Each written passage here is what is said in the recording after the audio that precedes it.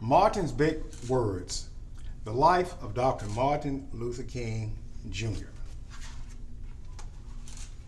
Everywhere in Martin's hometown, he saw the signs, white only. His mother said these signs were in all southern cities and towns in the United States.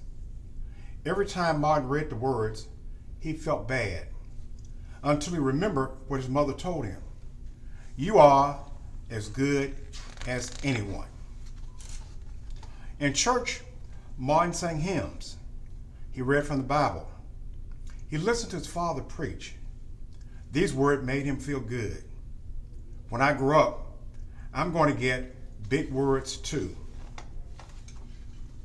Martin grew up. He became a minister like his father, and he used the big words he had heard as a child from his parents and from the Bible. Everyone can be great. He studied the teachings of Mahatma Gandhi. He learned how the Indian nation won freedom without ever firing a gun. Martin said love when others said hate. Hate cannot drive out hate. Only love can do that. He said together when others said separate.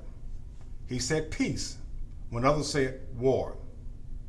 Sooner or later, all the people of the world will have to discover a way to live together.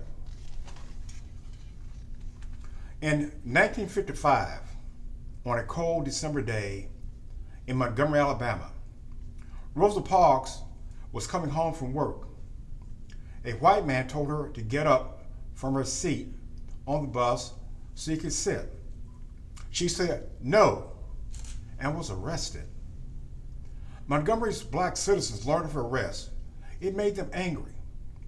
They decided not to ride the buses until they could sit anywhere they wanted. For 381 days, they walked to work and school and church. They walked in rain and cold and in blistering heat.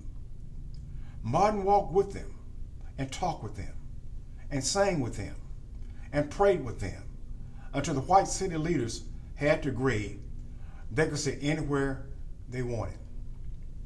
When history books are written, someone will say there lived black people who had the courage to stand up for their rights. In the next 10 years, black Americans all over the South protested for equal rights. Martin walked with them and talked with them and sang with them and prayed with them. White ministers told them to stop. Mayors and governors and police chiefs and judges ordered them to stop, but they kept on marching. Wait. For years, I've heard the word wait. We've waited more than 340 years for our rights. They were jailed and beaten and murdered, but they kept on marching. Some black Americans wanted to fight back with their fists. Martin convinced them not to by reminding them of the power of love.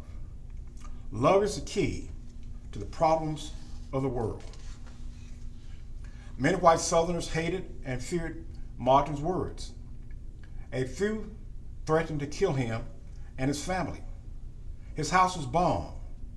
His brother's house was bombed, but he refused to stop.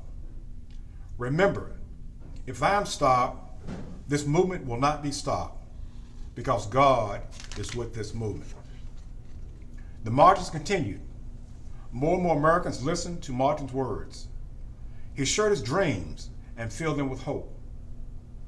I have a dream that one day in Alabama, little black boys and black girls will join hands with little white boys and white girls as sisters and brothers. After 10 years of protests, the lawmakers in Washington voted to end segregation. The white-only signs in the South came down. Dr. Martin Luther King Jr. cared about all Americans. He cared about people all over the world, and people all over the world admired him. In 1964, he won the Nobel Peace Prize. He won it because he taught others to fight with words, not fists. Martin went wherever people needed help.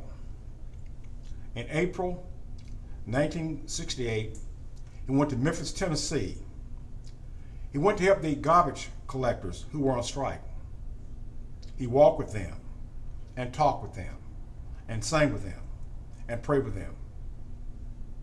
On his second day there, he was shot. He died.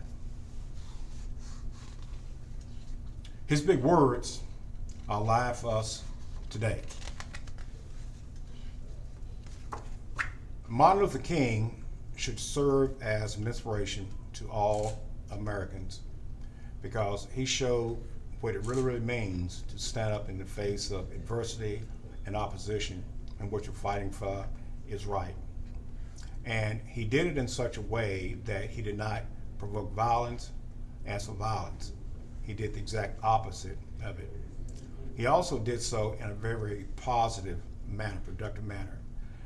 He showed people that there is a reason for hope. There's a reason to work for things and not to tear things down. Martin Luther King, a great man who used big words.